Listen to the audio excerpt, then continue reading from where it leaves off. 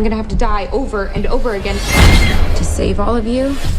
I mean, I guess you could just reset the day yourself. Genius idea. Okay, Let's do this. They like me, I want them to love me like they love pop. If I don't stop the killer, more people will die.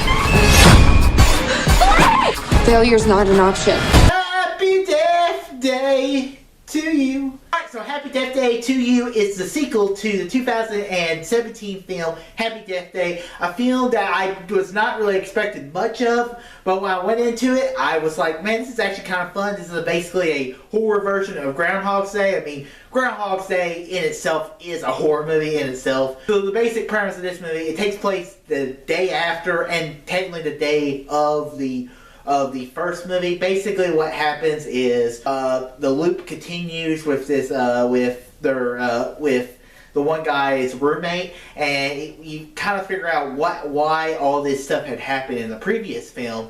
So that was kind of the interesting thing about this film, was that the movie does kind of mess up some of the, I guess, origins of the other movie, where it says like this is the reason why it happened. Sometimes when you explain stuff like why was Anakin Skywalker so special? Oh, you know, he was Space Jesus. So sometimes explaining stuff doesn't always go good.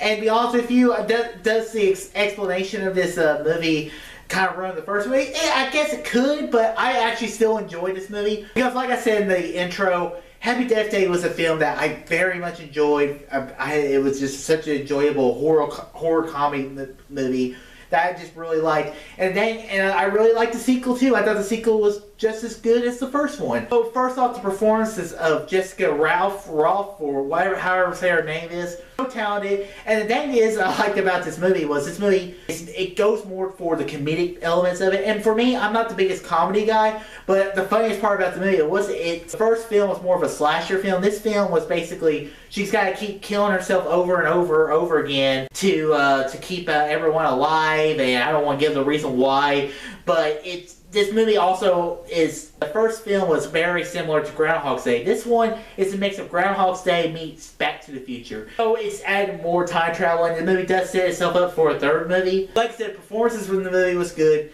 It's a very good horror comedy. The thing at the end, when you find out who the new killer is, it was kind of interesting, and you're just like, okay, I guess I can see that coming. But that's not really what the movie's about. It's not really about finding the slasher this time around. This time around, it's about family, and this movie did almost make me tear up because for personal reasons in my life that's happened to me in the last year or two, and the movie kind of brought a tear to my eye at the end. So this movie hit me at an emotional level I was not really expecting. So guys, overall, Happy Death Day to You. It's a very good movie. The supporting cast, I mean, you can say what it is, but they're okay. Blumhouse continues doing good jobs. I mean, this is the second Blumhouse movie of the year I've watched, and with Glass and now this, I guess the only movies this year I'm seeing are Blumhouse films. So guys, I'm going to give Happy Death Day to You a B+.